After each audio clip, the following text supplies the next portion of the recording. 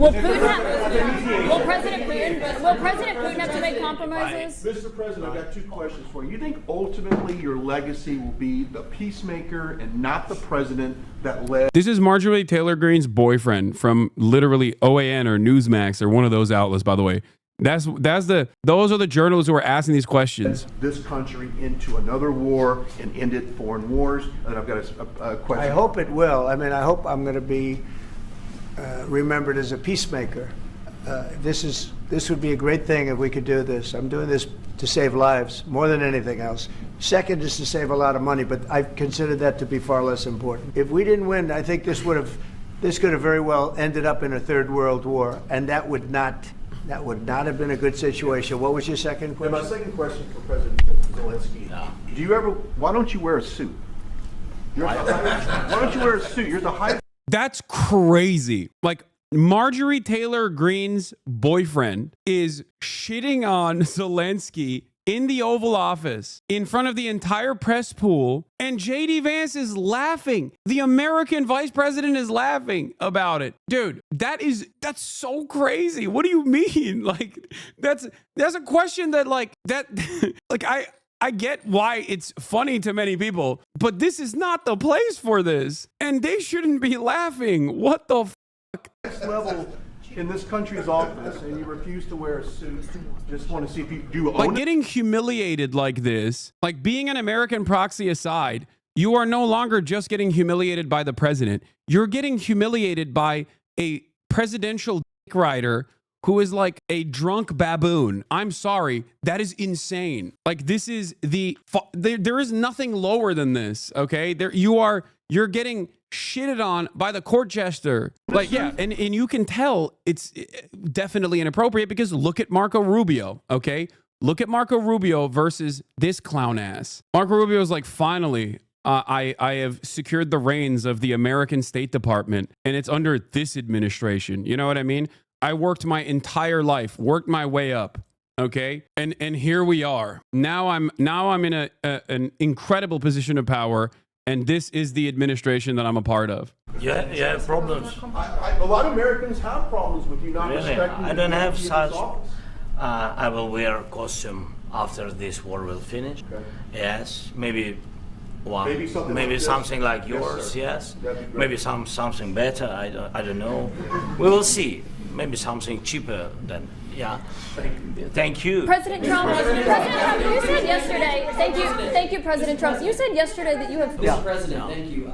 Thank you. Mr. Macron and Keir Starmer at the White House this past week, both of whom praised your courage and conviction to lead the pathway towards peace. Yes. Part of that involved, though, re-engaging Russia in diplomatic relations, something that previous leaders lacked the conviction to do so. What gave you the moral courage and conviction to step forward and lead that? Well, I love this guy.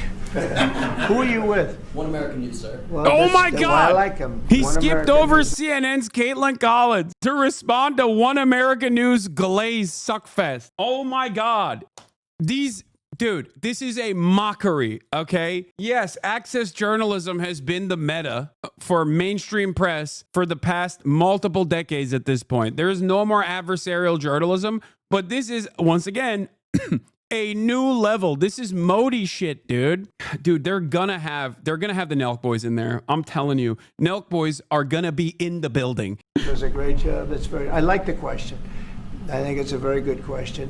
It's a pathway to peace. It's a pathway to getting something solved.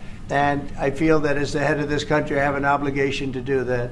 Plus, we're very much involved. We got involved. It's too bad we got involved because there should have been no involvement because there should have been no war. Mr. President, if I can answer. President Yes, if I can answer. Please, sorry. go ahead. Please. And I do like your clothing, by the way. Yeah, really? Even though I think he's a great guy, by the way. I don't know if you two like each other, but you know what? I think I like this guy. I don't know. I think he's dressed beautifully. So I have more serious things than answer on such questions. I will answer on more serious questions if I can. Yeah, so please, about security guarantees and about just ceasefire. We can't just speak about ceasefire and speak. It will not work. Just ceasefire will never work because I'm like a president. I have this experience, and not only me. Ukraine before my presidency, from the 2014, Putin broken 25 times. 25 times he broken his. Trump doesn't like that. signature. Trump does not like that. Don't talk shit on the big dog. Don't do it. He is not liking that at all. Do not bring that up. Oh my 25 lord. times he broken ceasefire. But he never broke to me. He never broke No, to no, me. you were the president. He You never were the broke- president. You never broke. Oh, that's it. Nope, it's over. Okay, that's it. That's the breaking point. He broke the ceasefire agreement while you were president. Done. It's done. All of a sudden, okay, Krasnov activation code. Suka bliat. Beep, beep, beep. That right there is the breakoff point, because that right there reminded Donald Trump of all the times where he felt wronged by Zelensky. Okay, all the times where he's like, who the fuck do you think you are? This has, in some ways, I think that if it wasn't Donald Trump, but still like a brash and bold right-wing reactionary administration, the way that they would handle this, the outcomes would still be the same in terms of like, mineral deals and bringing Russia to the table, whatever. But the ways in which Donald Trump is communicating here is unique to him, because he is a incredibly narcissistic person who also happens to like authoritarian strongmen. Okay, that's it. He likes Vladimir Putin. He likes Xi Jinping personally. He likes Putin personally. He likes Kim Jong-un personally. He liked Duterte back in the day. He likes those guys. He likes Erdogan. Okay, I'm telling you right now, he likes those guys, and he hates Zelensky because he feels wronged by Zelensky for this insane reason. He's just like, this over. I'm going to directly shit on you. He likes Modi too. Oh my God, he likes Orban. God damn, there are so many authoritarian strongmen. Holy shit. I asked this question that you didn't like because I wanted to know. Brian, please, wait 1 second. I asked this question that you didn't like because I wanted to know if you want to position yourself in the middle between Russia and Yes. Ukraine, or on the Ukraine side. I'm in the middle. I want to solve this thing. I'm for both. I want to get it solved. And it's wonderful to speak badly about somebody else, but I want to get it solved. If we can solve it, great. If we can't solve it, they're going to have to fight it out, and who knows what's going to happen. But I want to see it get solved. May I follow up? One more question about U.S. troops in Europe. After Russian invasion of Ukraine, your predecessor sent additional troops to Eastern Europe, including Poland, my country. Yeah. Are you committed to keeping these troops on the eastern flank of NATO in the future? I'm very committed to Poland.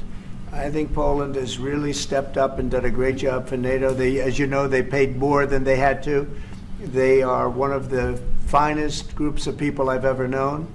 I'm very committed to Poland. What about Baltics? Poland's in a tough neighborhood, you know. What about the Baltics? Dude, that's a crazy thing to say next to Zelensky.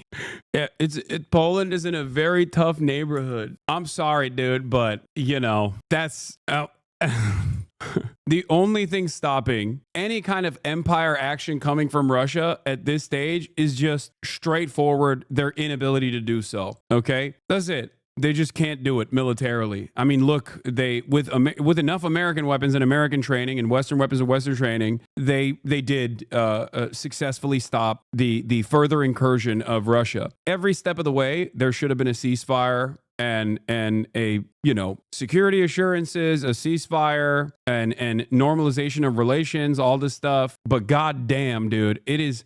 I said this before. Like, America will just fucking sell you down the river every single time. Holy moly. Some of those minerals are in the east, Mr. President. You just mentioned that you'd spoken to Vladimir Putin a couple of days ago. Just to be clear, that's a new call, not the one that you were I've talking. spoken to him on numerous occasions. Okay. And how was the latest call? What did you discuss? How did it go? Are you serious with that question? I am. I'd love to know. It went well. I think we're going to have a deal. On the minerals deal, Mr. President, some of those minerals are in the east of Ukraine, not far from the front lines and in areas that Russia has occupied. Will you direct President Putin to withdraw his forces from those areas if there's U.S. interest there? Well, we'll take a look at the time. We have a lot of area. It's a very big area we're talking about, so we'll take a look. I'll study that and I'll see. And who would protect those minerals if they are U.S. interest? Would that be Ukrainian They'll forces, be protected. European the forces? agreement will protect. U.S. The forces? agreement, yeah, we're signing an agreement. You know? Right, but what if Russia tries to invade or there's Russian aggression in those spots? What would I you do just told then? you, I don't think that's going to happen. And if that were going to happen, I wouldn't make a deal. If I thought that was going to happen, I wouldn't make a deal. Some people may wonder why They ought to focus on CNN, on survival, not asking me these ridiculous questions. Why you have confidence that Putin won't violate a Focus deal? on surviving, because CNN's got such low ratings, I don't think they're going to survive. People will ask why you have confidence Putin won't violate the deal. I already mentioned Poland. He's dunking on CNN as an institution. Russian Like, that is. control for decades after the Second World War. When I was a kid, I looked at the United States not only as a most powerful country, richest country in the world, the country that has great music, great movies, great muscle car, but also as a force for good.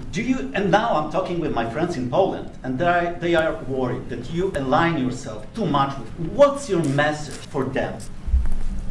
Well, if I didn't align myself with both of them, you'd never have a deal. You want me to say really terrible things about Putin and then say, "Hi, Vladimir, how are we doing on the deal?" That doesn't work that way. I'm not aligned with Putin. I'm not aligned with anybody. I'm aligned with the United States of America. And for the good of the world, I'm aligned with the world. And I want to get this thing over with. You see the hatred he's got for Putin. It's very tough for me to make a deal with that kind of hate. He's got tremendous. Yeah, I wonder why he hates Putin, man. Come on, dude. What the fuck? Zelensky, why do you hate Putin? Why won't you align? Why won't you align with him, you fool? Tremendous hatred. And I understand that, but I can tell you the other side isn't exactly in love with, him either. So it's not a question of alignment. I'm aligned with the world. I want to get the thing set. I'm aligned with Europe. I want to see if we can get this thing done. I want to respond to this. So look, for 4 years... Shut up! Who are you? Who the hell?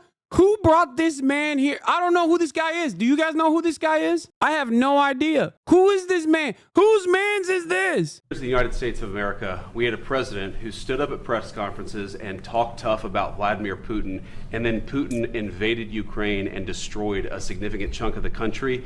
The path to peace and the path to prosperity is maybe engaging in diplomacy. We tried the pathway of Joe Biden, of thumping our chest and pretending. Okay, by the way, the reason, I'm dunking on Jorkin the Penis Vance over here, but, Jedediah Vance. But this would be the normal Republican way of having this conversation. It wouldn't even go this far into like dunking on Zelensky. But if you want to understand what like the normal Republican position would look like, it would be much closer to what J.D. Vance is saying and very far away from the way Trump is presenting it, because he, after all, is, Peter Thiel's blood boy and still is supposed to be the normalcy force in the admin.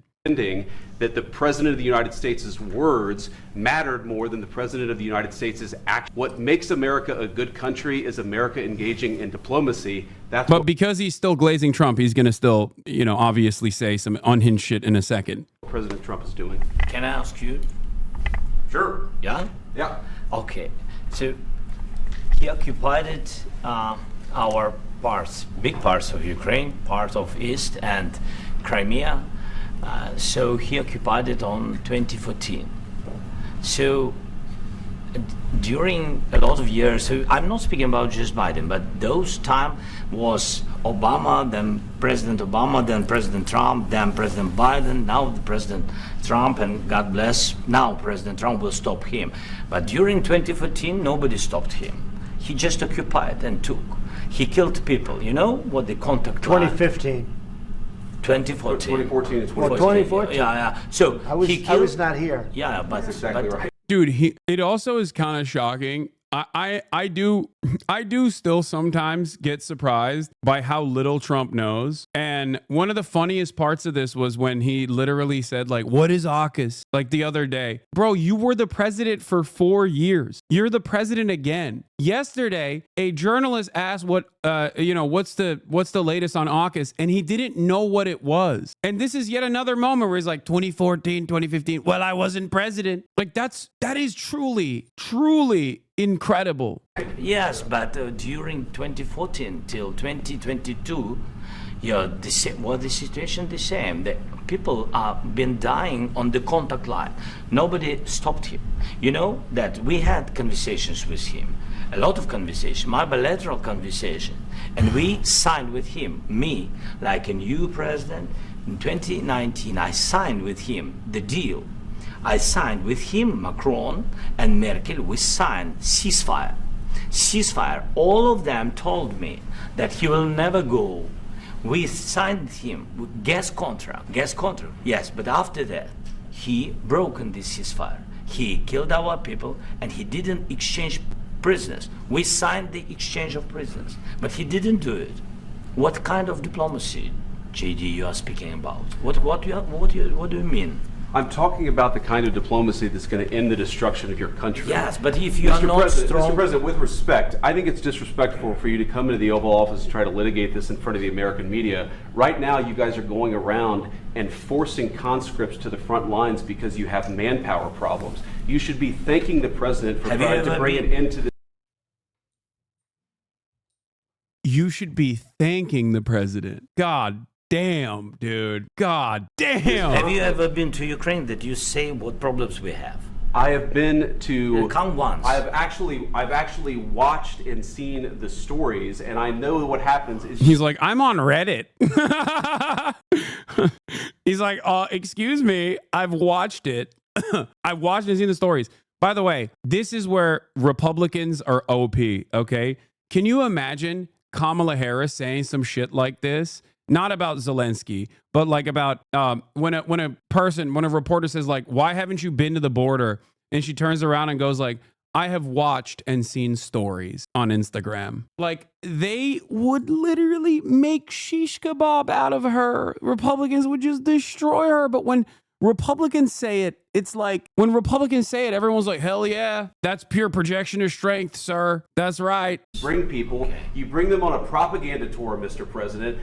Do you disagree that you've had problems bringing people into your military? We have problems. And do you think that it's respectful to come to the Oval Office of the United States of America and attack the administration that is trying to prevent the destruction of your country? A lot of questions. Let's start from the beginning. Sure. First of all, during the war, everybody has problems. Even you, but you have nice ocean and don't feel now, but you will feel it in the future.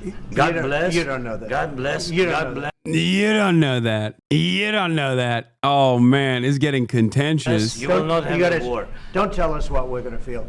We're trying to solve a problem. Don't tell us what we're going to feel. I'm not telling you. Because you're in no position to dictate that. That's Remember exactly this. I'm not You're dictating. in no position to dictate what we're going to feel. We're going to feel very good. You will feel influence. We're going to feel very good and very strong. You will feel influence. You're right now not in a very good position. You've allowed yourself to be in a very bad position, and he happens to be right about it. From the very beginning of the war. You're not in a good position. Like, what they're mad that like Ukrainian soldiers could not survive getting shot or getting shelled? Like, is that what the problem is here? Like, how are you going to get mad at this dude, bro? Beyond the fact that it's pure partisanship, okay? That's it. Ukraine backed the wrong partisan horse in this process. And for Trump, who is a simpleton, it is not seen as like a uniparty objective for the State Department and for the military-industrial complex. For him, it's just like Ukraine is a libtard shit, okay? Ukraine is liberal nonsense. And they also did not help me when I demanded that they give me blackmail on Joe Biden. So now you're cooked. I will never forgive and I will never forget. That's his assessment here. I think this is all theater for Trump to justify giving Ukraine weapons, but then he looks cowardly. He looks like he backed away. He got pushed aside by Zelensky. You will feel in time, is Zelensky threatening the U.S.? No, I get what he's trying to say. He's trying to do the Israel line. Same goes for Ukraine. Ukraine is the first line of defense against scary Russian forces overtaking the entirety of Europe. It just doesn't work this way. It doesn't matter when Donald Trump sees it as a purely partisan issue when it's not. It's a bipartisan process for America. Like, under normal circumstances, this conversation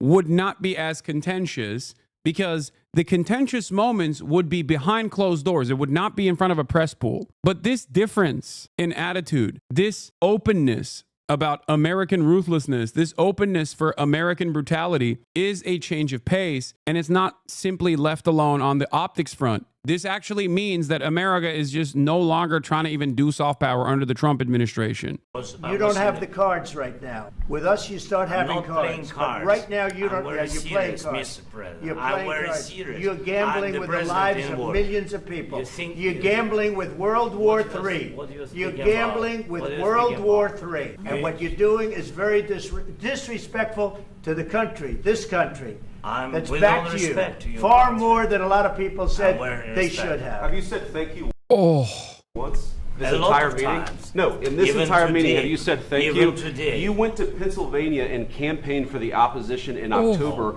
Offer some words of appreciation for the What- United what States are of you America speaking about? and the president who's trying to save your country. oh.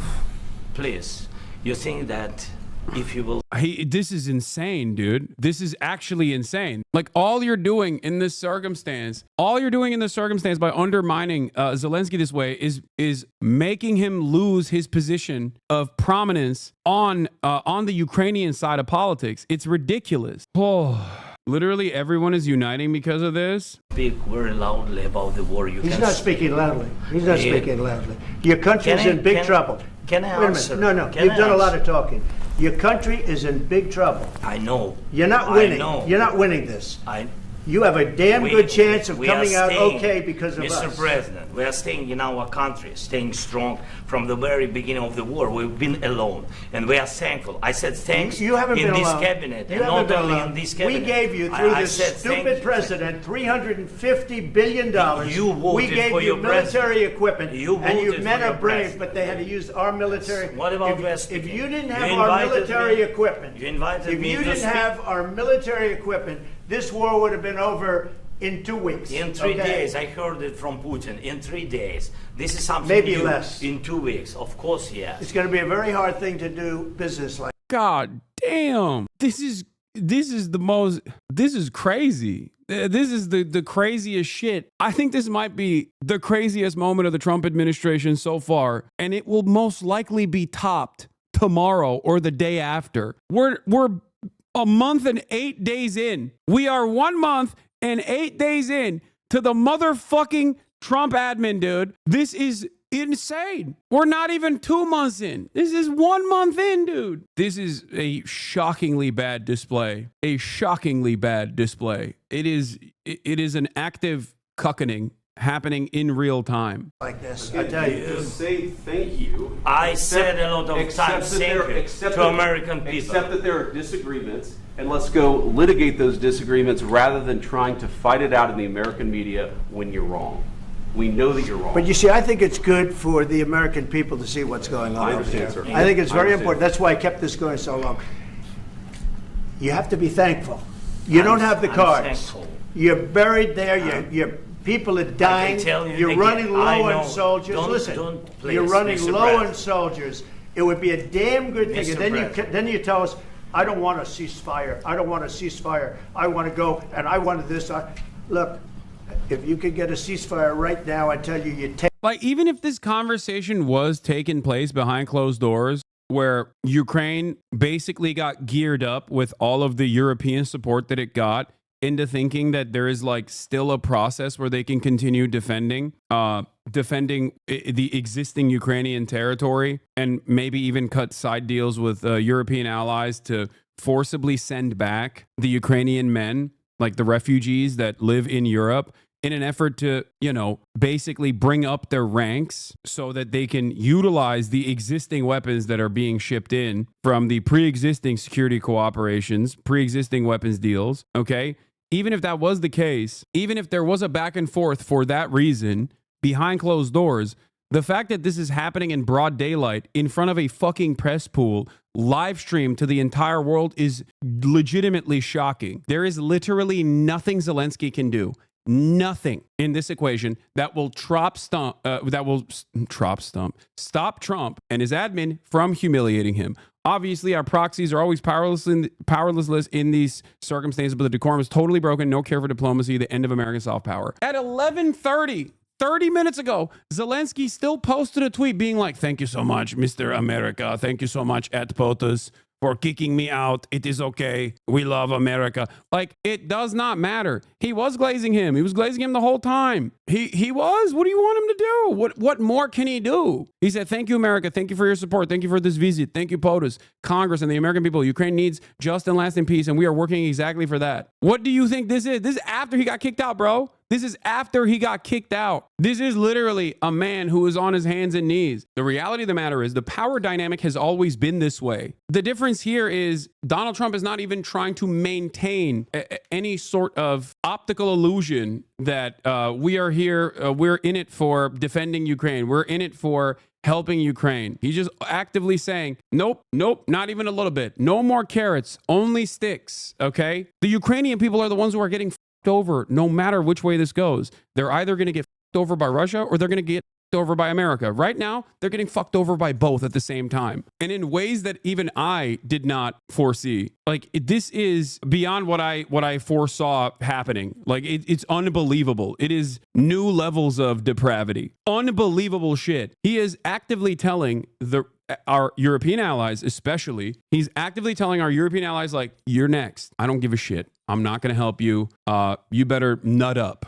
You better buy more American weapons pronto. You know, you're on your own. I don't care. This is a change in the trajectory of American foreign policy where we're not going to stop dominating the rest of the planet, obviously, but the ways in which American foreign policy is operated in perpetuity, whether it was the George W. Bush administration or the Obama administration or the Biden administration, American foreign policy has at least always had the image of helping people. America's the world police, but everyone is fine with that because they think like, yeah, you know, ultimately they have our best interest in mind. You know, we're all Western allies. We do it together. He's literally saying like, no, we've never been allies. He's dropping the pretext. No more facade. No, know your place. You are a colony. That's what he's saying. And I think this is genuinely worrisome. I feel as though we're moving into the next phase of the downfall of American empire, where we will be actively and openly way more violent, way more selfish,